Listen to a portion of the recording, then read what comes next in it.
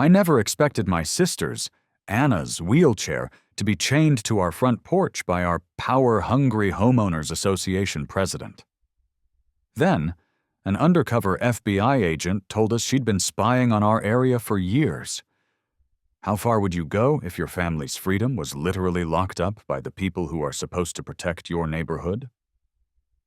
The sound of metal dragging on concrete woke me up early, at 5:30 in the morning. I hurried to my front door, still wearing my sleepwear, and was shocked. Two men wearing Willow Creek Estates HOA shirts were actually putting a heavy chain around my sister Anna's wheelchair. They locked it to our porch railing with a big padlock. "Hey, what are you doing?" I yelled, running outside without shoes. "That's my sister's wheelchair!" The taller man gave me a piece of paper. Mobility devices must be stored out of sight, according to HOA Rule 23.4. This is your third warning. Third warning? We never got any warnings. I was stunned. Anna had only moved in with me 3 months earlier, after a car crash that left her unable to move her legs. "Ma'am, please talk to the board about this," the second man said. They quickly walked to their golf cart and drove off. I tried to get the chain off, but it was very strong. Anna came to the doorway using her crutches, which she hadn't used in weeks.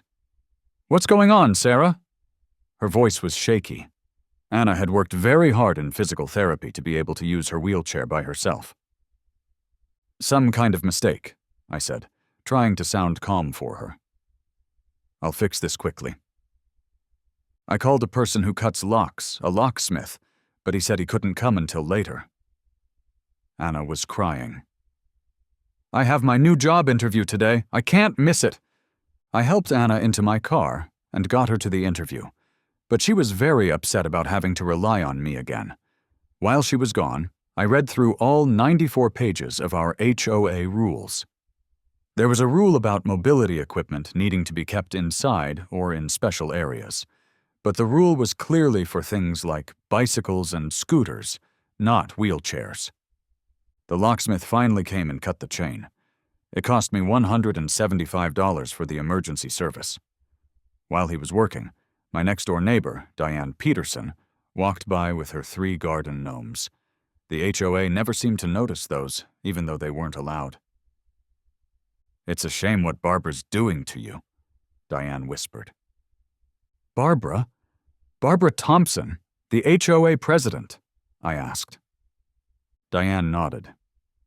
"She doesn't like changes to how the neighborhood looks. The Millers had to move after their son got a service dog." That evening, I emailed the HOA board.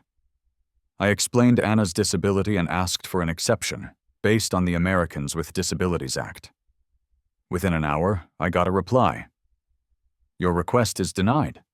Also, the wheelchair ramp at your front entrance must be removed within 48 hours. I was shocked. The ramp had been approved by the city. I had the papers to prove it. The next day, I called the city planning office to make sure my papers were okay. They were, but when I got home, there was a $500 fine taped to my door. It said I had made changes without permission. "Rules are rules," she interrupted. "Your sister's situation doesn't mean you can lower the value of everyone else's property."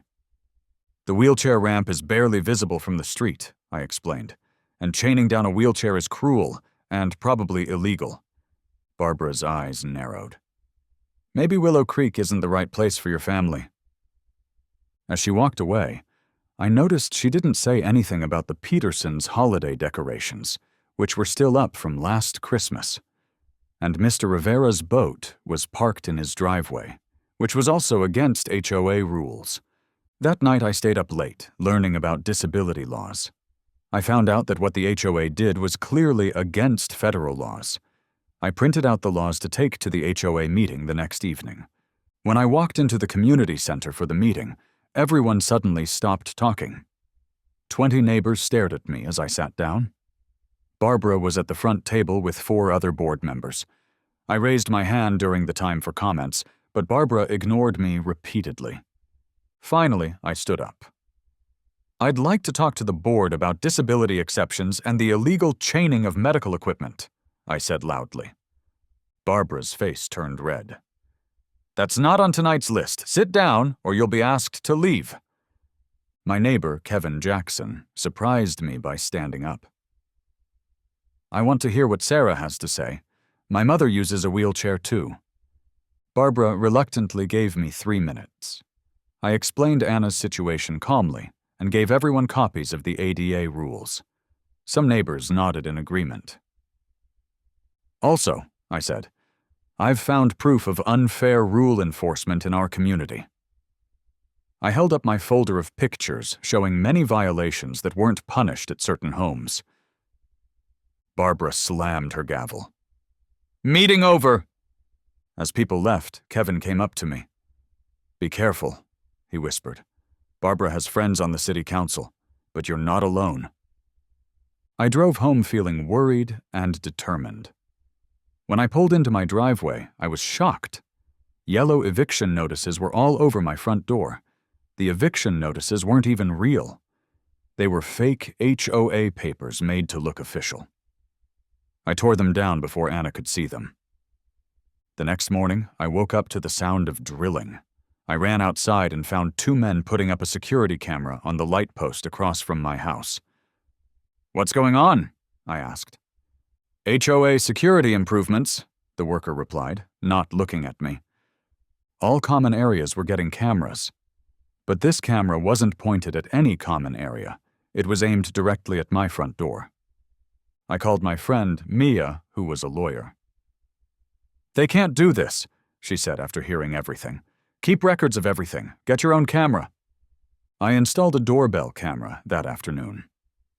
Within an hour, Barbara Thompson came to my porch and put another notice in my mailbox. My camera caught her smiling at my door. The notice was for another fine, $750 for making false claims against the board. At the bottom was a handwritten note. Payment plans available if needed. We understand disabilities can be expensive. That was the final straw. I created a private neighborhood Facebook group called Willow Creek Transparency and invited everyone except board members. By evening, 50 neighbors had joined. I shared my proof of unfair rule enforcement with photos that had dates and times.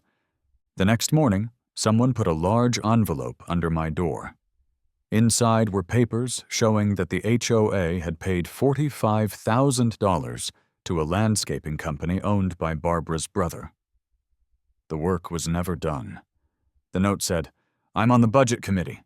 There's more. Be careful who you trust. I made copies and locked the originals in my safe. When Anna left for physical therapy, I drove to the county records office. The property maps showed that my wheelchair ramp was actually built entirely on my property, not on common areas, as the HOA claimed. That afternoon, 3 board members, including Barbara, knocked on my door. We've come to offer a deal, Barbara said with a fake smile. We'll allow temporary use of the wheelchair if it's covered with an approved neutral-colored tarp when outside. I remained calm. That's not a reasonable exception under federal law. Also, I'd like to talk about these financial records showing HOA funds paid to your brother's company. Barbara's face went pale. The other board members looked nervous. You're making a big mistake, Barbara said angrily. I've been running this community for 15 years. People who challenge me don't last long here. After they left, I noticed a white van parked across the street. The same van was there the next day, and the day after. Anna was getting anxious. Maybe we should just move, Sarah. I don't want to cause trouble. This isn't about trouble, I told her. This is about standing up to bullies. We have every right to be here. I contacted the local news and showed them my proof of unfair treatment and possible financial wrongdoing. They were interested, but needed more people to talk to. Through the Facebook group, I found the Millers, who had moved away after their son's service dog problem. They agreed to be interviewed. 3 other former residents came forward with similar stories. The reporter discovered that Barbara Thompson had been sued twice before for HOA discrimination in other communities. The cases had been settled quietly, with agreements not to talk about them. I was making dinner when Kevin Jackson knocked on my back door. "Don't react to what I'm about to tell you," he said quietly. "I'm not just your neighbor. I'm with the FBI's white-collar crime division. We've been investigating Barbara and this HOA for months." My mouth dropped open. "What?" "Financial fraud across multiple HOAs, but now we're adding civil rights violations." He handed me his card. "We need your help to build our case. Can we count on you?" Before I could answer, we heard glass breaking at the front of the house. We ran to find a brick had been thrown through Anna's bedroom window. Attached was a note. "Leave or worse." Kevin immediately called it in. "This changes things," he said seriously. "Now we've got criminal intimidation." As police officers took statements and collected evidence, Barbara drove by slowly in her expensive SUV, watching. Our eyes met, and she gave me a cold smile before driving away. I turned to Kevin. "What exactly do you need me to do?" Someone was knocking on my door late at night. At 9:30 p.m., I looked through the blinds and saw my neighbor, Kevin Jackson, standing on my porch, looking over his shoulder. The moment I opened the door, he pushed past me. "We need to talk about Barbara and what she did to your sister's wheelchair," he whispered, his eyes wide with worry. "But not where anyone can see us talking." My stomach dropped. "Did you help her do that to Anna's chair?" I asked, ready to make him leave. Kevin shook his head quickly. No, the opposite. I've been watching Barbara for months." He pulled out a wallet and showed me an FBI badge. "I'm not really a retired accountant. I'm an undercover agent." I almost fell into my chair. "FBI? For an HOA problems, duh?" "This goes way beyond wheelchair ramps and lawn decorations," Kevin said, lowering his voice even more. "Barbara Thompson has been running this scam in 3 different neighborhoods over the past 15 years. Kevin explained that after getting many complaints about unfair treatment, the FBI started investigating Barbara 6 months ago. She would take over HOAs, change the rules, and then use her power to force out families she didn't like. "Families like yours and Anna's," Kevin said seriously. "But she also takes money. Those special fees for the community pool repairs last year, half that money went straight into her personal account." I remembered writing that $800 check, barely able to afford it. "Are you serious? And nobody noticed?" "So all those contractor vans at her house," I started, "aren't just for her kitchen remodel?" "They're paying her to get exclusive HOA contracts," Kevin finished. My mind raced through all the changes since Barbara became president 2 years ago. The landscaping company that doubled our fees, the new security system nobody wanted, the special fee for roof repairs that somehow only happened on her street. "But why chain my sister's wheelchair?" I asked. "That seems personal." Kevin's expression darkened. "Barbara targets anyone she sees as lowering property values. She's been recorded using horrible language about people with disabilities. We have emails where she told the board your sister makes the neighborhood look like a hospital zone." My blood boiled. "That's disgusting." "It's also illegal," Kevin said. "The wheelchair incident gives us solid evidence of ADA violations, but we need more to build a complete case about the financial crimes." He slid a small device across my table. "This is a special voice recorder. We need you to get her to admit to the wheelchair incident and maybe talk about the HOA finances." I stared at the device. "You want me to spy on her?" "You'd be helping us build a case that could help dozens of families she's targeted," Kevin explained. "But I won't lie, it's risky. Barbara has friends in the local police department, too." Just then, headlights went across my living room window. Kevin ducked down and looked through the blinds. "That's her car," he whispered. "3rd time today she's driven by your house." We watched in silence as Barbara's luxury SUV crawled past, slowing down in front of my home. Kevin waited until she turned the corner before standing up.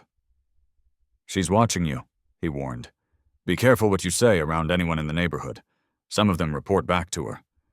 As Kevin prepared to leave, he paused at the door. "Think about it. If you want to help, text the word pool to the number I put in your phone. If not, I understand." After he left, I sat in the dark living room for a long time. From down the hall, I could hear Anna struggling to get from her wheelchair to her bed without help. She was too proud to call out to me. The sound of her quiet struggle made my decision clear.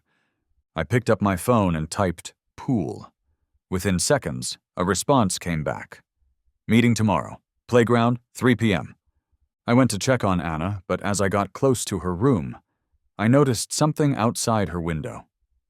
A small red light was blinking in the bushes across the street.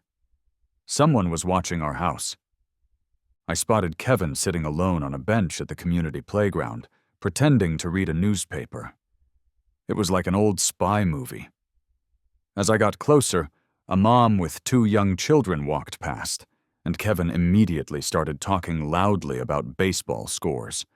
Once they were out of earshot, he handed me a coffee cup. "The recorder is inside," he whispered.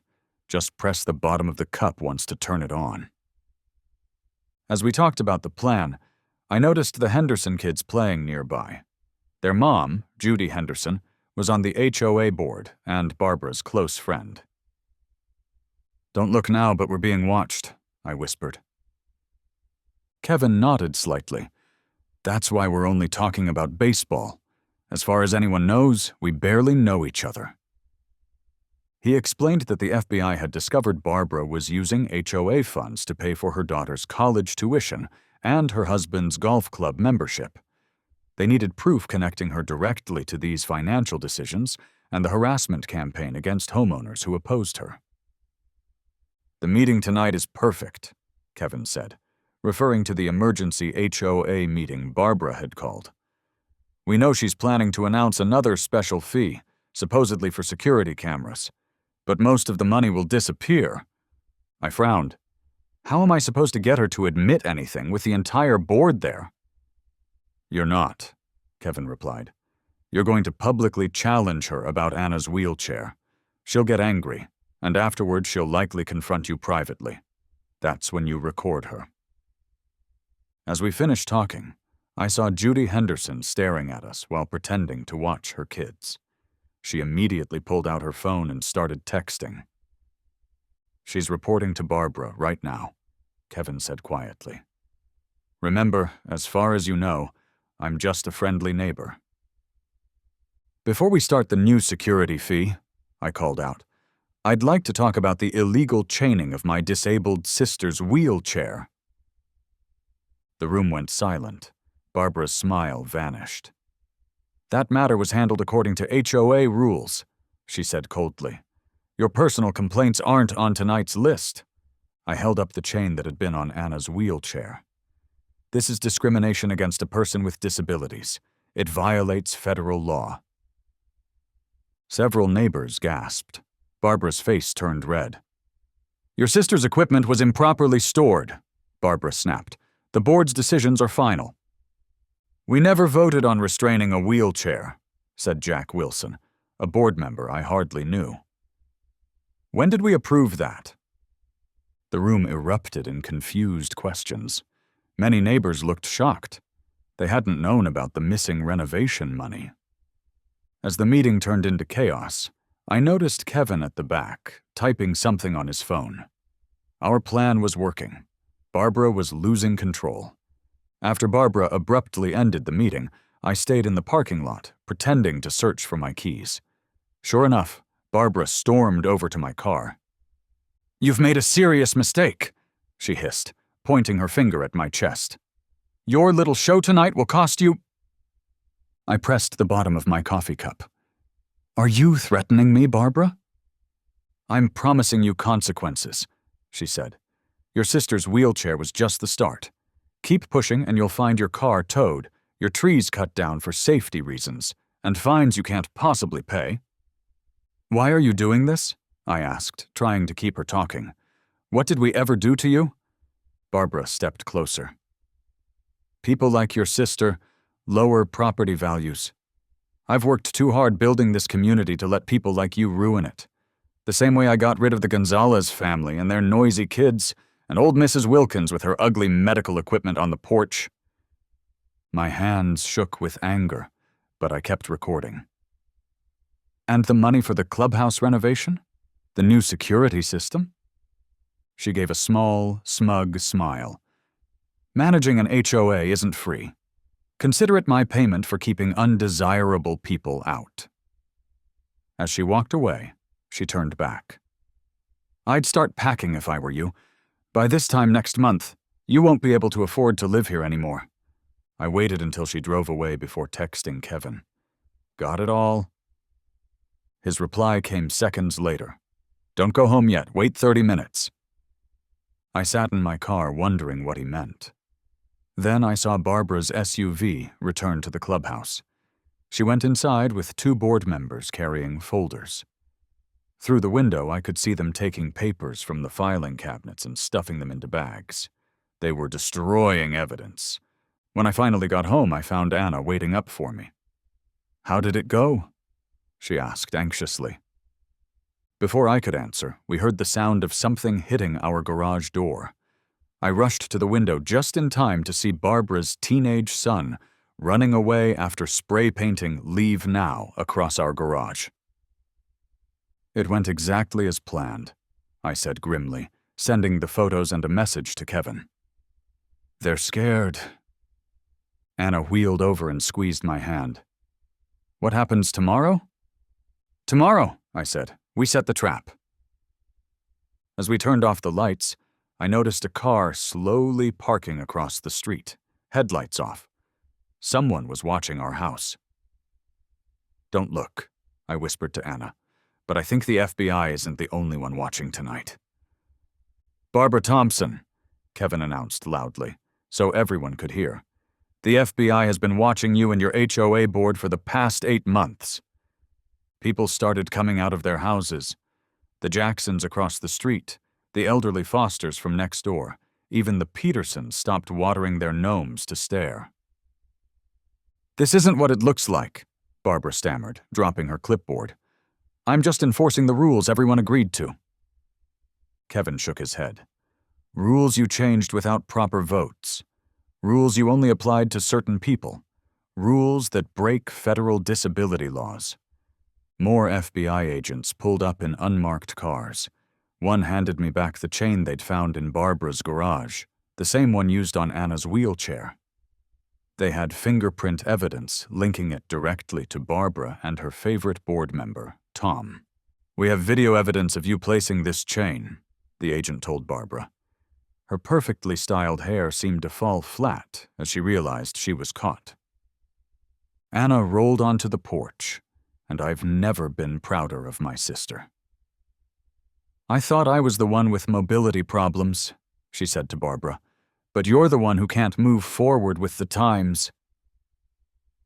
Is it true the Willow Creek HOA has been targeting disabled residents? Sandra asked, holding a microphone toward Barbara, who tried to cover her face. No comment, Barbara shouted, trying to push past the agents. Kevin stepped forward. We have evidence that Mrs. Thompson and her board have stolen over $350,000 from homeowner fees over the past 3 years. A loud gasp went through the growing crowd of neighbors. The Andersons, whose children's treehouse had been forced down last summer, were recording everything on their phones.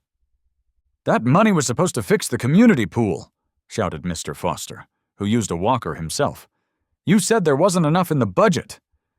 Barbara tried to reach her car, but another agent blocked her path. We have a warrant to search your home and the HOA office, he said, holding up official papers. I noticed Tom Wilson and 2 other board members trying to sneak away through backyards. Kevin, I pointed. The rest of her team is escaping. We found faked ballots from the last 3 HOA elections, announced a female agent. Barbara has been rigging votes to keep herself in power. The Petersons, who had always supported Barbara, looked shocked. She told us our Christmas decorations were approved because they added character to the neighborhood, Mrs. Peterson admitted. But she fined the Martinez family for their holiday lights. Kevin addressed the growing crowd. We believe Mrs. Thompson has been targeting homeowners who challenged her authority or who she personally disliked. She's been using selective enforcement as a weapon. My phone buzzed with text messages from neighbors I barely knew, all expressing shock and support. The community I thought had turned against Anna and me was actually full of people who'd been bullied into silence. An emergency community meeting was called that very evening at the clubhouse. Almost everyone from Willow Creek's homes attended, the largest turnout in neighborhood history. People shared story after story of Barbara's terrible actions. She denied my request for a security light after my break-in, but approved her friend's backyard spotlight that shines right into my bedroom, added Mr. Patel. The crowd applauded. I wasn't used to being the center of attention, but it felt good to stand up, not just for Anna, but for everyone. By majority vote, a temporary board was established that night. To my surprise, they asked me to join. "We need someone who stands up for what's right," said Mrs. Foster. 1 week later, Barbara, Tom, and 2 other board members were formally charged with multiple federal crimes: fraud, stealing money, civil rights violations, and conspiracy. They faced years in prison and large fines. The HOA bank accounts were frozen while experts traced every missing dollar.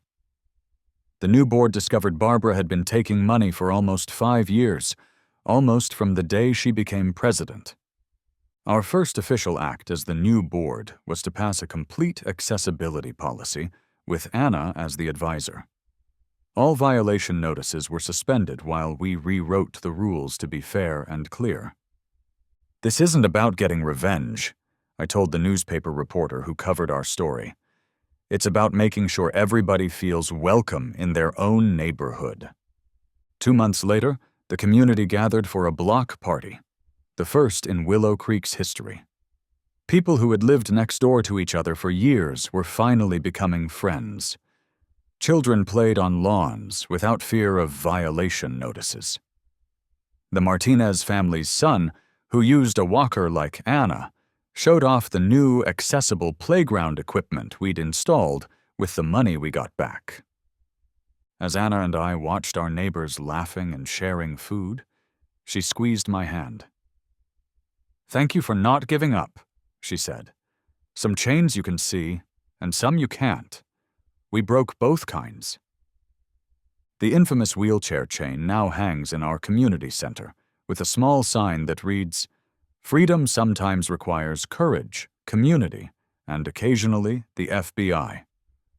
Barbara's house stands empty, waiting to be sold. Sometimes I catch neighbors looking at it as they walk by, still thinking about how one person gained so much control over our lives. But mostly, people are looking forward, not back. Yesterday, Anna rolled easily up the gentle slope of our new community-wide pathways, racing the neighborhood kids on their bikes. No chains, no barriers, no fear. She smiled at me and said something I'll never forget. "The best revenge isn't getting even, it's getting better.